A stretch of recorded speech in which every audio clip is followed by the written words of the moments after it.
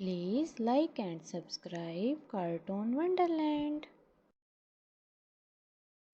रोमी बस्ती से कुछ दूर जंगल में अपने वालिदैन के साथ रहता था।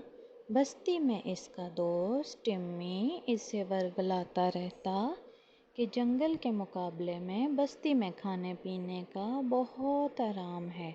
तुम वालिदैन को बताए बगैर चुपके से यहाँ आ जाओ और मज़े करो। रोमी बहुत सीधा साधा चूहा था। ये बहुत मुश्किल काम है मेरे लिए, मैं ऐसा नहीं कर सकता। रोमी ने हकलाते हुए जवाब दिया। हा हा हा हा, तुम सदा के डरपोक हो।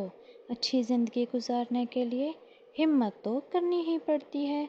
मुझे देखो किस बहादुरी से वहाँ से निकला था और आज सारी बरादरी मुझ जैसी ज़िंदगी गुजारना चाहती है। टिम्मी ने गर्दन अकड़ाते हुए कहा। मैं कोशिश करूँगा, रोमी ने आहिस्ता आवाज़ में कहा। रोमी ने सोचा कि मैं वहाँ जाकर सुकून से रहूँगा तो वालिदैन भी खुश होंगे। फिर मुझ में अपना घर बना लूँगा तो इनको भी वहीं बुला लूँगा। यहाँ तो बहुत से मसाइल हैं। रात के 2 बज रहे थे। गहरी नींद सोते हुए माँ बाप पर इसने एक निगाह डाली और तेज़ी से बाहर निकल गया। कैसे हो मेरे दोस्त? मुझे तो यकीन नहीं हो रहा। क्या ये वाकई तुम हो? टिम्मी रोमी को देखकर हैरान रह गया। बड़ी मुश्किल से यहाँ तक पहुँचा हूँ। माँ बाप को बताए बगैर मैं यहाँ इतनी दूर आ गया हूँ। रोमी की आंखों में नमी थी। परेशान मत हो, तुम कुछ दिन यहाँ रहोगे तो सब कुछ भूल जाओगे। टिम्मी ने एक टुकड़ा पनीर का इसे दिया और दूसरा पनीर का टुकड़ा मुंह में डालते हुए कहा, आज मैं तुम्हें पूरे घर का चक्कर लगवा दूंगा। तुम सब देख लेना, फिर आहिस्ता आहिस्ता तुम अपने खाने पीने का खुद इंतज़ाम किया करना। अगले दिन ही सुबह टिम्मी ने बेमरवती से कहा तो रोमी परेशान हो गया। इसने सर झटका और रोटी का टुकड़ा खाने लगा जो सुबह ही सुबह टिम्मी कहीं से लेकर आया था। इस वक्त सब सो रहे हैं। ये ही बेहतरीन वक्त होता है जब हम अपने लिए खाने का इंतज़ाम कर सकते हैं। अपने छोटे से बिल से निकलकर टिम्मी इसे इंसानों के बड़े से घर में ले आया। ये है बावर्ची खाना। यहाँ अगर हमें खाना तलाश करना होता है। बड़े से बावर्ची खाने को रोमी ने हैरत से देखा। इतना बड़ा! ये कहकर रोमी ने हाथ से इशारा किया तो हाथ लगने से एक प्लेट नीचे गिर गई। ये तो कुछ भी नहीं। शहर के और बंगलों के बावर्ची खाने देखोगे ना तो बस। आहट की आवाज़ पर टिम्मी ने रोमी को चुप रहने का इशारा किया तो रोमी सोचने लगा कि बोल कौन रहा था, मैं या टिम्मी। ये लड़की है जिसका नाम सितारा है। ये मुझसे बहुत डरती है।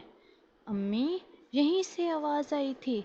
सितारा की डरी सहमी आवाज़ उभरी। इस चूहे ने तो हम सब का नाक में दम कर रखा है। जंगल में तो हम मेहनत करके आज़ादी से अपना रिस्क तलाश करते हैं, इस तरह चोरी छुपे नहीं। रूमी ने कहा। वो दोनों भागते हुए बिल में पहुँचे।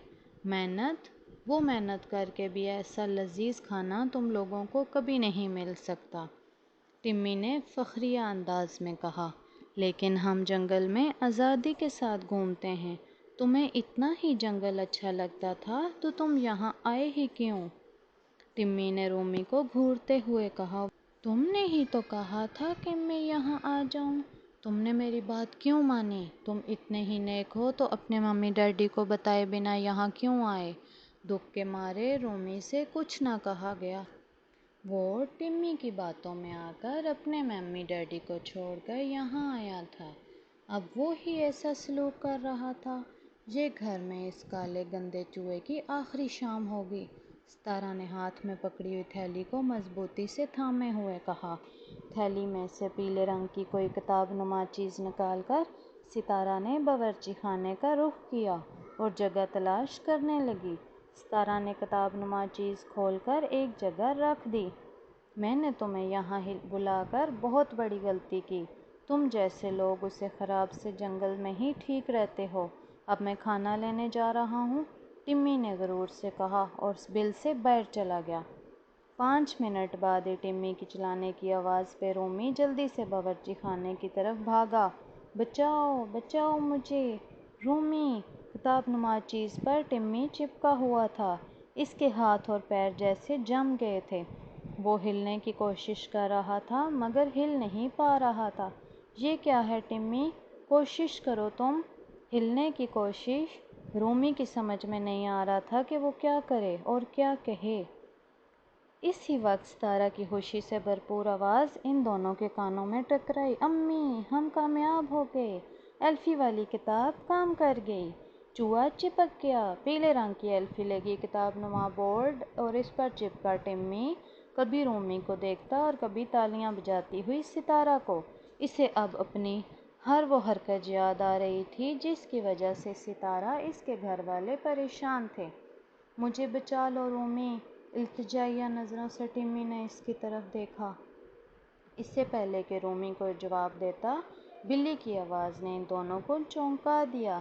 ستارہ نے ٹمی کو بورڈ سمیت اٹھا کر بلی کے آگے رکھ دیا۔ رومی، مجھے معاف کر دینا۔ جنگل لوٹ جانا اور ہمیشہ اپنے والدین کی بات ماننا، کیونکہ ان سے زیادہ کوئی تمہارا مخلص نہیں، ٹمی نے روتے ہوئے کہا اور اپنی آنکھیں بند کر لیں۔ بلی نے منہ پر زبان پھیرتے ہوئے ایک ہی نوالے میں ٹمی کو کھا لیا۔ رومی آنکھ میں آنسو لیے اپنی ممی ڈیڈی سے معافی مانگنے کے لیے جلدی سے جنگل جانے کے لیے گھر سے نکل پڑا۔